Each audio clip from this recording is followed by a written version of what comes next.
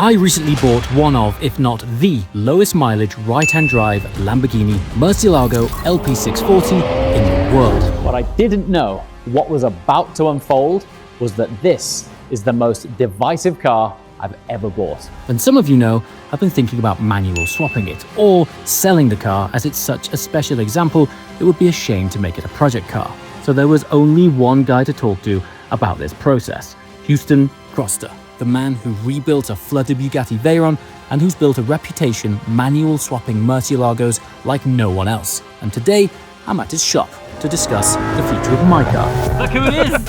Dude, this is the last place I expected to be, man. It's so good to be here. I didn't know you did this. I honestly don't know I do this either. It just kind of makes two of us, okay? Okay, This cool. all happened really fast. Okay, so we'll touch on this in a minute, but for anybody who doesn't know, who may have been living under a rock, you may have seen Houston online with the likes of a Bugatti, Koenigsegg, etc. But also you were originally founded Royalty Exotics, right? Yes, and so I rented these cars and I filmed the journey of renting them, all the good, all the bad, mostly bad, almost all bad. Through that business, I was able to make a little bit of money and buy some fun cars. You know, look, I might be more forward saying this, but sure. I was the pioneer of destroying hypercars on the internet before all the rich guys got together. Tough work. So, nice one, man. You know, me and Damon from DD back in the day doing donuts in the Veyron, 2016, 2017. I remember that. Changing my own oil, right? Yeah. I did the first oil change, you know, that was a big video. You know, that's OG car, like car videos that me, you, and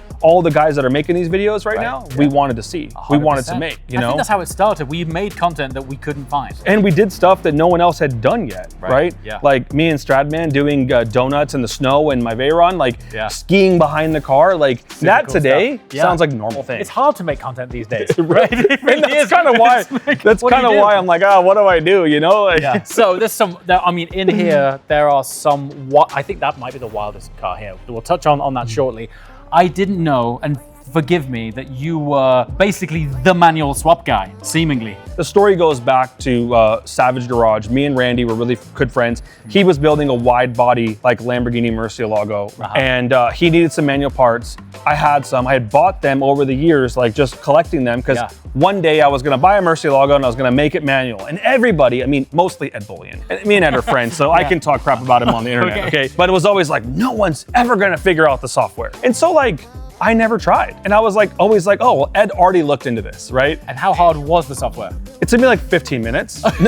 But not because it's easy, but because it's the same thing as cracking an ECU for any of these cars, right? Ford, Ferrari, Lamborghini, they're all, I mean, yes, they're a little bit different, but they're all basically the same. If you do one, you do the other. And then, you know, it didn't hurt that I had a factory manual 640 laying around, so I could one does. So I could open that one up, and basically at the end of the day, we just copied everything on the 640, the yellow car that was owned by Damon before, and we made it work, right? And so we just basically said, I want to make exact replica of a factory manual car and have the exact same thing. I don't want to like modify it, nothing like that. So these are all 640 gearboxes, and they're Murci gearboxes. They come out, you know, with the potentiometers on them, the e-gear stuff, and everything, and you got to pull them apart because internally they're different. The forks that shift, we move to shift the gears, those are at different spacing, they are different designs, and so we have to go through and change everything internally in the gearbox as far as the shifting mechanism. I didn't realize it was that extensive. I didn't either. Turns out it was a hell of a job. Turns out it was. So the first car I did, we didn't know that, and I would go from first, second, and then I'd go to third, and if I went like at an angle, it would like feel like it hit the gate. And I was like, this is weird. It's not like working all the way. But if I went first, second, neutral, third, it worked fine. I was like, this doesn't make any sense. So we pulled the engine out, pulled the gearbox apart, took the other one out of the 640 because I never really looked inside.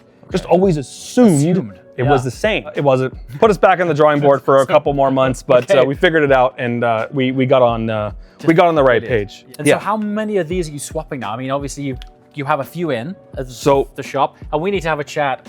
And I think I'm going to take your word as final word as to what I should do with my car. But we'll look at this at the end of this video, because I got a feeling this is going to be an eye-opening experience. All right, so engines then. It's not just the gearbox, right? Basically, look, obviously the engine's the same. It's gonna go in, it's gonna come out, but Murciélagos in the past 10 years have been a very wide range of prices, right? I mean, they are now $500,000-ish in America for a 640 coupe with decent miles, right? But they were once like 150. And you gotta think, like if someone's buying a $150,000 supercar and a clutch job is 25 to 30 grand, it's like 20 to 30% of the money per year for the purchase price goes to maintenance. So almost every Murciélago has been neglected. Right. I mean, to the point to where they're mostly not driving when they come here. More than 60% have been like 10 plus owner cars, neglected. You know, I've had 22s on them at some point, right? Like it was a very hip hop oriented car back in the day with the doors that went up. And then when the Aventador came out, everybody forgot about the Murciélago. With the engines, you've got to go through and change everything. Like there's bearings and clutches and, you know, seals and all this stuff, this coolant hose. Every single thing has to get done in order to put it back into the car. And so you don't just have to do gearbox work and throw some shifters on it, clutch pedal and some stuff. You have to do the entire engine out service. Most times a valve job, right? I mean, there's a lot of work to these cars, right? That's when the expertise comes in, right? Because there's a lot of companies in the world now that can do this. I mean, it's probably 4 or 5, but they're not like Lamborghini people. It's a lot of companies that were swapping 430s to manual, which is super easy job. Takes like 10 hours to do. And they're like, oh, we can do Lamborghinis too. And then they jump into this. This is a 10-day job. 10 days? 10-day job. Now, that's actually quite fast when you think about it. I mean, you send your Murciélago to the main dealer and you're gonna have 2 weeks to do a clutch. That's normal, right? But I mean, to go through and do the entire car, because you have to do the software, we're doing a gauge cluster, we're doing the GFA module, you have to do the pedal box. Yeah, of course, you must have to update the dashboard, right? Everything. Yeah, I'll show it to you. I have some parts over there. I was actually, ironically, super prepared for you, because I was making my own video about like the comparison of factory parts versus our parts. This is the parts from a company in Texas that manufactured a kit to change over from Murciélago, like they made their own parts. Now you can see it's like shiny billet, right? The distance here, they have like a little reverse thing coming out. Like the shifter here has no heat protection. Willwood, you know, center console. Pedals are square, not round. Billet here, billet there. This is what I don't want to be like rude, but this is kind of what like someone who wanted to convert the car and shift it manually, right? So Cars and Bids on our American auction site auctioned a car, and they said all these great things about it. The guy bought it. This shop installed the stuff. Within a handful of miles, it was undrivable. Like this is the factory stuff. Okay, so that's a real OEM manual. OEM. Everything on this area right here is completely factory. Now, not every single piece is here because I wasn't like prepared to do this again. So this is the clutch line that the other shop in Texas used. As you see, it's just like a regular line, you know, huge, whatever. The factory line is the hard line, right? Now this is where your clutch pressure comes from. They knew what they were doing and they had to test it, right? So absolutely. I'm not smart enough to like make my own stuff, and neither are these guys, right? So we just copied everything and we're like, all right, that's good. And so if you see, this is our shifter and you can compare that shifter with the factory one. Now that's the factory gate right there. This is like all of the finishing, right? I mean, this is brand new, this is used. So you can see that came out of a car. So it's not gonna be like perfect, but it's the same design, same everything here, same internals, right? But like you see this rubber in here, right? Like that's really, really important. This ring is really important to be the same polymer. Like the shifting in here. When you get this car on the road and it's driving at, I don't know, 2-3 hours in, and the temperature on the engine is 140, 150 degrees. The shifter is getting hot because it's all connected, right? So every little piece like has to be brass, it has to be coated, it has to have all these different things. So we had to make parts, test them, put them in the car, take the engine out, put them in the car, take the engine out. It took so long, dude. It was I'm impressed, buddy. It's fantastic. It was funny when I walked in here, this wasn't even on the agenda for a chat, and I'm blown away. I didn't actually know you were coming today, so this wasn't on my agenda either. interested. Right? So these are the fascias for the manual car, right? And as you see, your car, you know, has the e-gear. There's no e-gear here. The lights are different. So you see, we have to manufacture all this stuff. Yeah, we have to manufacture everything. This is actually a factory master cylinder. I use the factory pieces here. This piece here is factory. We use the factory piece here. Some of the parts from factory are actually inexpensive enough, like where, like for me to make this is actually more expensive than for me to just buy it from them. These are the pedals that we make. Now, if you look at these are just, they're just beautiful, and they're literally exactly the same. You can see that I even do the rubber on the inside, right? So your heel doesn't touch. I almost was gonna say, did you find those online? Like this was the hardest thing to do. These pedal covers. Of all of the engineering, the pedal covers were the hardest. Because the rubber and they're made in two different places. So the rubber and the aluminum have to be perfect. It's so hard. So 2 suppliers for 1 component. Yeah, basically. I mean, 3 if you count the pedal. Let me show you this real quick. This is a factory pedal. So I have made some improvements, right? You can see the factory pedal has these terrible welds on it. Oh yeah. Right? We've really improved them and made them in one piece, right? Like just a little bit better. Overall, right? They're the same. Yes. You know? Yeah. I mean, I didn't want it to look like that. Like that's, you know, Italian welding is not their strong point. It still looks like this actually. It looks like that, honestly. Now this is a factory SV, but you can see that the weaves and stuff are the same, right? Yeah. I mean, we matched everything so perfectly. Last couple pieces, that's what it takes. You need a manual throwout bearing. You need, this is the chassis support right here for the gearbox. And so you have these fabricated? Yeah. Oh yeah. You have to have motor mounts, you have to have all these filters, all these bearings, the rear main seal, air filters, all the other stuff. So for my job, right, I charge $65,000. People send their cars here, they leave brand new. Everything is it's all included, right? I include everything. I'm not charging extra, right? And so yeah, go call the guys in Texas, get it for $40,000, and then you're gonna send it to me anyways and spend 65 more. You know what I mean? I mean that's what happened with the gray car, right? It is what it is. Is it? Right. So you know, and like I tell everybody, I don't do this for a business. This is like it's like a hobby, right? I'm not trying to nickel and dime everybody. Sure. But I also don't ever want to see that car again. Once it comes off the lift, we're putting 100 miles on it. I put my stamp of approval on it. See you later. I don't want to, I mean, I'll service it 2 years from now. Sure. But I don't want to come back in 2 weeks, for any engineering issues. Nothing, dude, nothing. We're standing underneath an SV right now.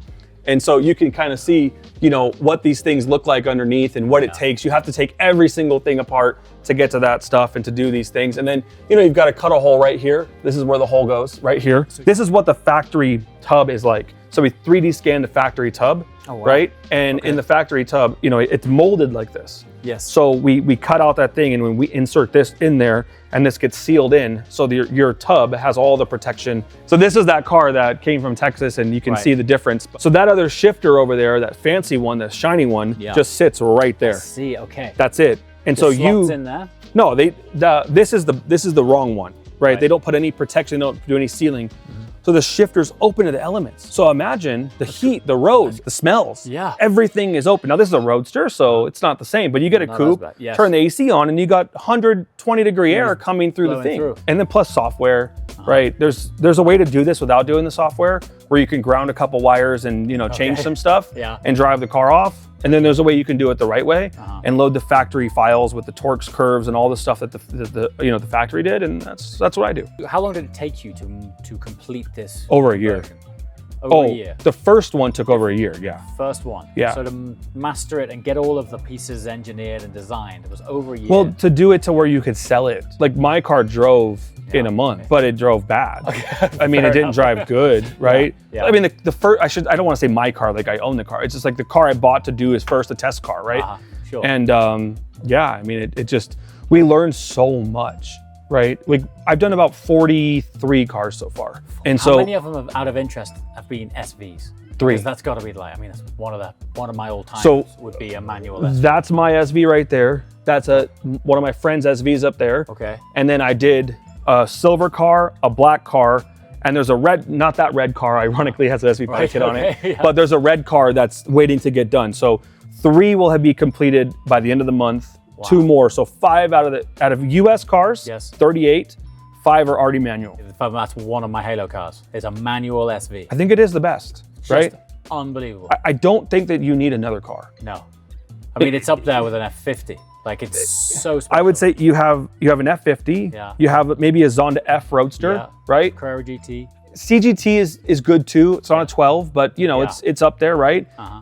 And then you have the Murci, right? I mean, I would take the CGT out because it's not a 12. Sure. It's the best 10 for sure. It's the best 10 for sure. But like as the 12 cars go, F50, right? Zonda.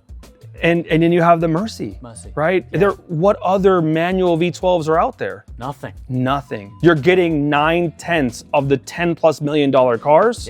For, well, SVs are quite expensive. They're about $1.5 million. But still, I mean, comparatively incredible. And if you don't get an SV and you get a 640, you're getting 9/10 of the SV in the 640. So you're $500,000 for very similar driving experience as an F50 or a Zonda, a little heavier car.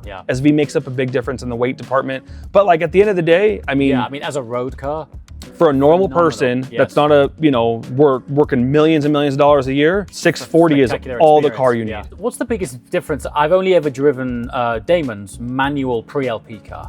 I mean, one of my favorite driving experiences because it's so theatrical and so engaging. What is a manual LP 640 like, or how does it differ to a pre-LP car that's also manual? From the 6.2 to the 6.5, just your natural movements through the car, just driving in stop and go traffic. You're not pushing the accelerator down as much. When you're on the freeway, you're actually holding on because you're going fast. Now, with the 640, typically they have exhaust. So I would say that the 640 sounds a little more aggressive because it has that like double valve system versus Cat's muffler exit, right? Like the 6.2s have. For 300 versus 500, there's no reason if you don't have the 500 like just chilling, 300's all you need on a 6.2. That's actually a factory manual 6.2 right here. But that's a factory manual Roadster. It's one of my personal cars that I bought this car for $186,000. How long ago? 2020. No way. But let me. Look at the leather. I restored everything in this car. Every single thing on this car is new. This car was repainted Verde Ithaca, and then it was repossessed. And when the guy had it, when it was repossessed, he threw buckets of house paint all over the car. Interior, exterior, everything. When it was being repoed. When it was being repossessed. He threw paint all over it? All over it. Oh, man. So you bought it like that? I did. I mean, that's great. It's a factory manual car. 38 Roadsters on the planet. Unbelievable. 38 on the planet. Right? How'd you find it? Was it going through an auction or something? Yeah. With paint all over it. Someone sent it to me and said, hey, do you wanna work on this car? And I looked into it and I checked on VinWiki and I'm like, car. That's crazy. I was like, there's no way. It has accident history on the report from 2009 or something. But yeah. But I mean, this was the factory color combination. This was the factory interior.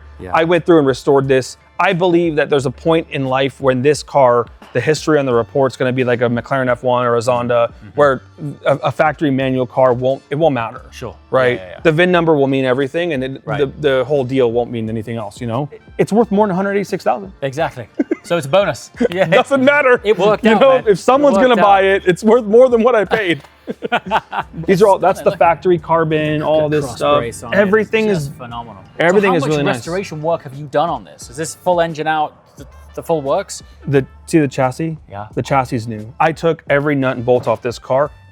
James, when I say everything, powder coating and everything. I did the entire chassis raw. 4 years in this car so far. 4 years? Yeah. No, look, I'm doing these cars too, so it's not like I'm working on it every day, right? But still, it gives you an idea that you've been on it a while. I love these wheels. Best ones. They are the best ones. They are the best ones. 15,000, and they were probably like $800 10 years ago. You know Ed Bullion's Murci, right? Yes. The guy that owns this car was the guy that crashed and owned that car back then. Joking. And they wrote it off, and he bought this car and put the SV kit on it to replace it in his mind. I love this guy. He's so funny. But this was an LP640, or well, still is an LP640, but it's got an SV kit. It looks actually quite nice, but he got the factory wheels. But it's crazy. There was only one SV red in America, and he owned it, crashed it, and then replaced it with this car. I love the guy. What a guy. He's had this since, I don't remember, like, he's got to have this like 15 years, something like that. But these are factory SV wheels, and these wheels right here, I think are probably worth, upwards of $50,000 to $60,000 if someone needs them. right? They can't make them anymore, apparently. There's people that have recreated this wheel with a 12-inch barrel, but a factory wheel has like a 13-point-something-inch barrel, and no one, I guess you can't get that barrel anymore. I don't know how they did it or what, but I've heard these rumors of sets transacting above 50,000. Let's go look at, I'll go show you the other little building. Okay. So this caught my eye because you decided to manual swap an STO. Just even to say that out loud is a thing. Yeah, I bought this car 2022, I think, or 23. There was some YouTubers, they were named the Dolbery Brothers. One of the Dolbery Brothers was doing like some drag racing in a stop, and he didn't like stop right, and it went up on like a hill. It kind of messed up the front. So he didn't file an insurance claim. He called me, hey, Houston, you want to buy the car? I'm like, yeah, sure, no problem, I'll buy the car. Okay. So I sat in the car for a while, and it took a long time to get the parts. And so I was like, yeah, well, let's turbo it while we wait, right? And so I had this like hypercar project that my friend Edmund and I wanted to build. It was like basically like a Hennessy Venom GT or a whatever, like a hot rod Alfa Romeo chassis, right? And I was building it and all this stuff. And I had started making this custom engine for it. I always wanted to build the Hennessy Venom GT, the Lotus, with the 5-liter twin turbo V10 from the Gallardo, right? I wish I'd have met this guy sooner. He's wild. I ended up like saying, you know what? Carbon tub, Alfa Romeo, let's go get this. Okay. And boom, I'm like, let's go 5.2, but let's do some crazy. Okay. And let's change the 5.2 to sound like the 5.0. I called a couple companies and I was like, I just need to make a crankshaft that goes the other way. That was a lot harder. Funny that. Yeah, it was way harder than it sounds. Right.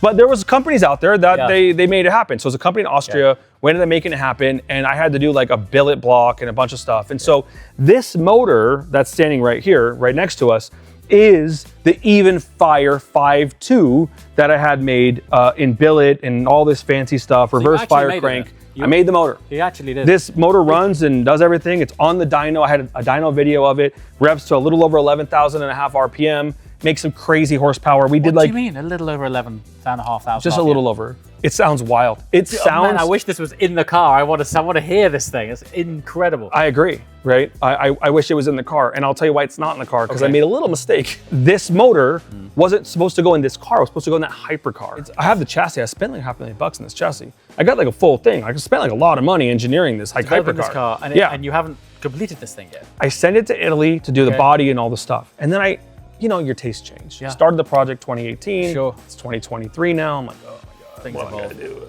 Yeah. It's ugly. I'm gonna redesign it. I'm gonna do this, do that. And so then everybody's building a hypercar now, right? So I'm like, and it's like, I only wanted to build the hypercar so I could buy a Koenigsegg.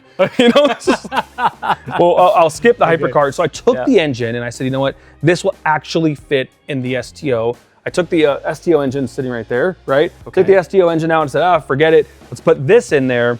And then I made this fancy gold everywhere. I made it all dialed in. And I'm like, you know, everybody has a twin turbo STO. Mine does sound better. I don't think it pushes the limits enough.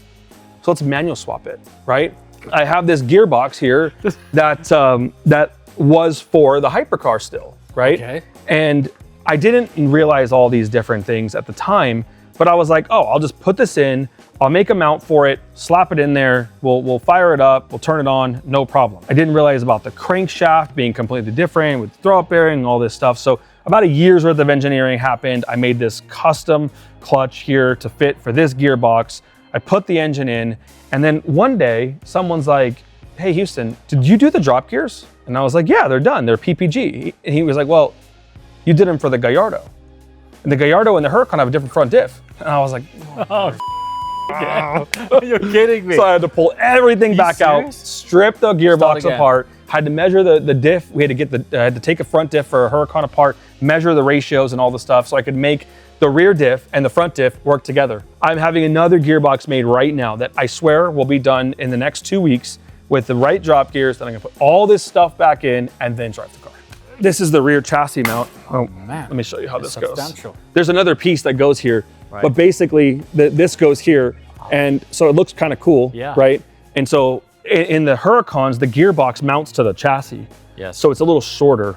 Okay. So it doesn't exactly fit. So you have to cut like a little part of it out, and it didn't look that cool. So I made this like nice billet piece that like there's another piece that bolts on here that holds it and everything. We measured everything, we laser aligned it, you know, the whole 9 yards. It functional, strength is good, everything's good. So obviously, you particularly, this is quite extreme.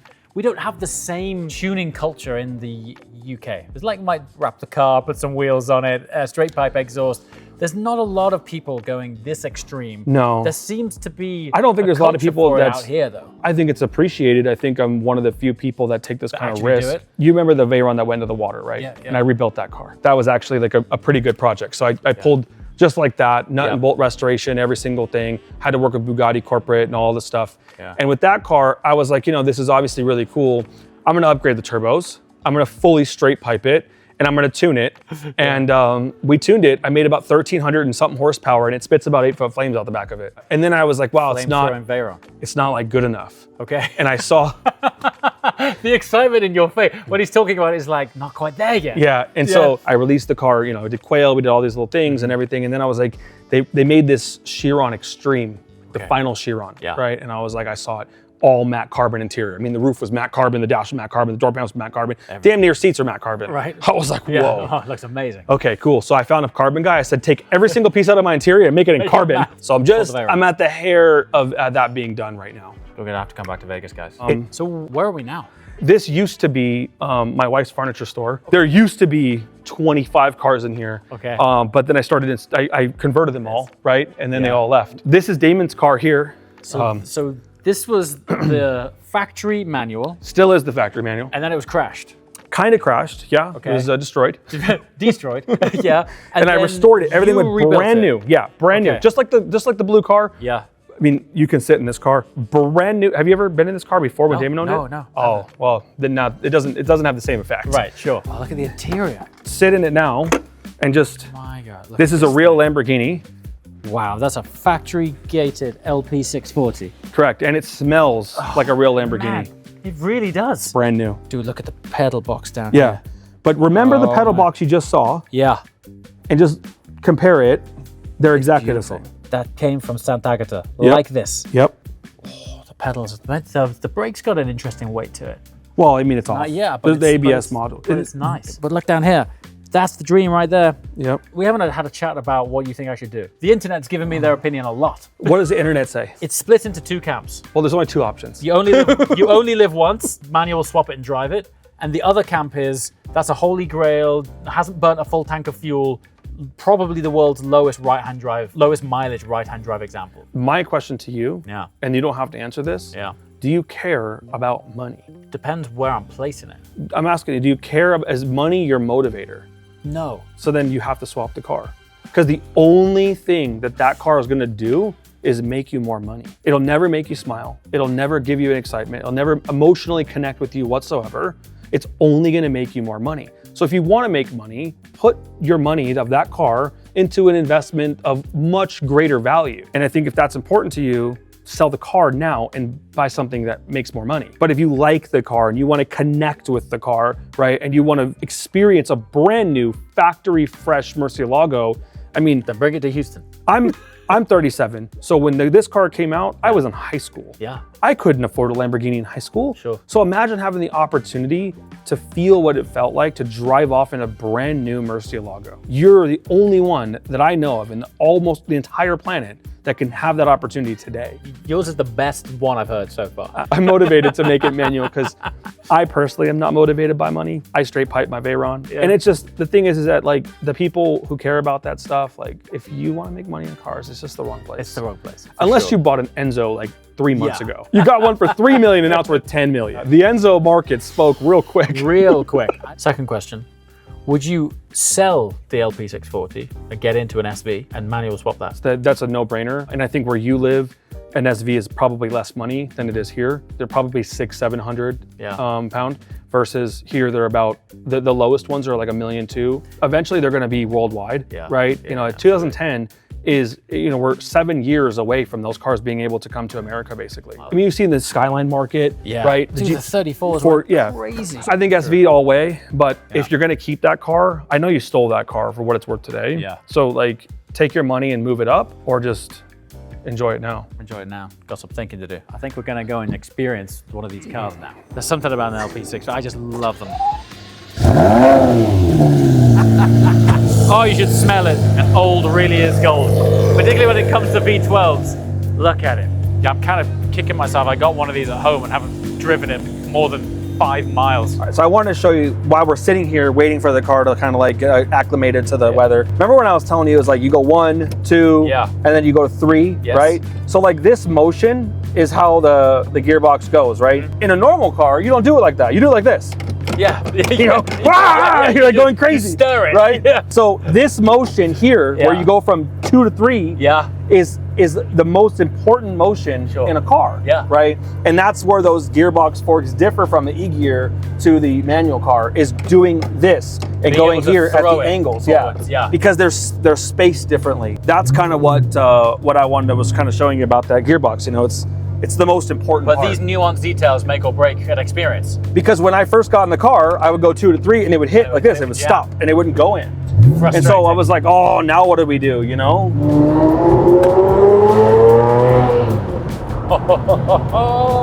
The sound. I mean, look, Revueltos sound good with a pipe. Oof, they sound great. They sound great. Aventadors sound fantastic. They've got their own unique tone to them. But there's something about the old school V12. It's real. It's authentic. It's real. It's real. The sound is genuinely off the back of its engineering. It's 4,500 RPMs. I mean, it's crazy because you hear it at 5,000 and you're like, oh, I got to shift. And it's like 6, 7, 8, and it just keeps going, you know? The interior on this one feels fresh. This is a 25,000 mile car. This has factory SV seats that are leathered, right? This is very unique. I've only owned one car with these seats, and it's this one. It's really interesting. Because they're all Alcantara out of the factory, right? But in the Except SV. for this one, in the SV. But this is a sports seat upgrade in the Murci that I've never seen. Wow. Tunnel. Yes. The thing about Lambos, they just turn you into a kid again. What's crazy is this has catalytic converters on it. But can you imagine if it didn't? I know it. A lot of them don't. They're so loud. It's actually just right with the cats. Like you could daily this and not be obnoxious. I have a system exhaust that we just going to release. Right. And I was one of the original investors in Rift. And so I had Rift commission this exhaust system that I designed. Okay. And it's fully straight piped, but with a really super crazy muffler. Okay. That you hit a button and it silences the car. So or you take a Bluetooth phone call, whatever you want. No way. Stop and go traffic. It eliminates almost 90% of the sounds. And it's for the Murci. It's for the Murci. And then when you're driving it like a man, you open it up. And it's insane. When I drive this car, I only want to drive fast. But there is points in time when I run into traffic or my phone rings and I got to make a phone call. So it doesn't work to have it straight piped. You just need to dial it off. So I just want to turn it off and then turn it right back on. So what you're saying is if I end up bringing the car over here because you've taught me around, it's going to have to end up having a manual swap and your exhaust. I think if you put the exhaust on it, it's number one. You put it in fourth so you can feel it. Ready? Perfect. Just the perfect throw and weight to it. It took a lot to get that right. There's weights in there, there's all these different seals and all this different stuff. The unseen engineering and the nuanced details of what add up to be components that are greater than the sum of their parts are exactly the little details that you're speaking about. That's why Koenigsegg's are so good. Yeah. Like, Christian thinks about everything. It's not like a one-trick pony where you go fast and you slow down. Like, you get into a Yesco and it's like, it doesn't make any sense. No. Like, I don't understand how that exists. The sign of a great manual is you changing gear for no reason at all. Yeah. Just to interact with the feeling of the throw, rev matching and downshifting excessively for no reason, just to hear the engine spool up. You just go from fourth to third to second, you know? The traction on these is very invasive. Well, this is a rear-wheel drive car. Oh, so this has had the front diff pulled? No, the diff is still there. Okay. I leave the diff in and the carrier bearings in and everything so that it balances right. I just take the axles and the center, there's a shaft that's in the middle of the carrier.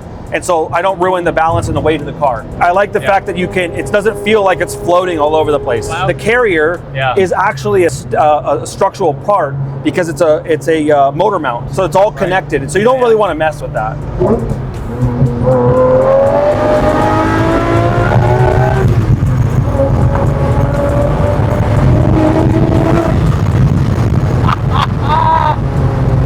You can feel the extra torque of the 640, can't you?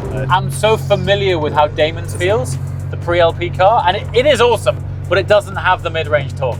It just doesn't have that. Hey, that's really interesting. You need it. I need it. The irony is, I got one. I should probably use it. Have you driven that car at all? Yeah, once for a video, 3 miles maybe. Yeah. That's it. Not as far as we've driven now. Yeah.